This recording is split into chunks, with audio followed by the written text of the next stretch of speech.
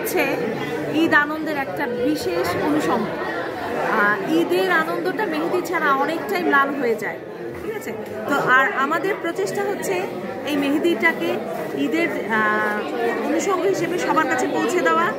এবং এখানে আরেকটা কথা বলা হয়েছে যে জাকাত, দারিদ্র্য বিমোচনে জাকাতের সহায়তা অনেকটা রয়েছে। তো আমাদের যে এই মেহেদির ব্যবসা, এটা দিন দিন যত বাড়বে অবশ্যই এখান থেকে কর্মসংস্থান হবে, সাথে এখান থেকে মানুষ যত স্বাবলম্বী হবে, জাকাত দেওয়ার যোগ্যতা হবে, জাকাত যারা দিতে পারবে তাদের মাধ্যমে দরিদ্র বিমোচন হবে।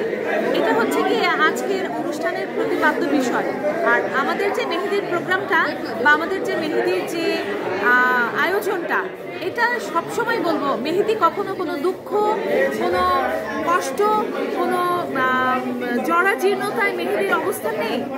মেহেদি সবসময় আনন্দের প্রতীক এবং ঈদ সামনে ঈদকে কেন্দ্র করে আনন্দটা ছড়িয়ে দেয় আমাদের লক্ষ্য।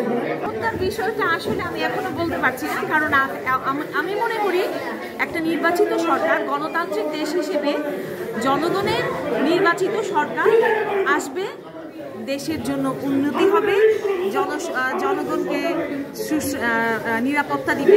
কিন্তু এখন আসলে কতটুকু কি হবে, কারণ চারদিকে যা দেখতে পাচ্ছি আমার এখানে বলার আর অবকাশ নেই। সামনে যে কি হবে এটা আমরা সময়ের সাথেই বুঝতে পারবো।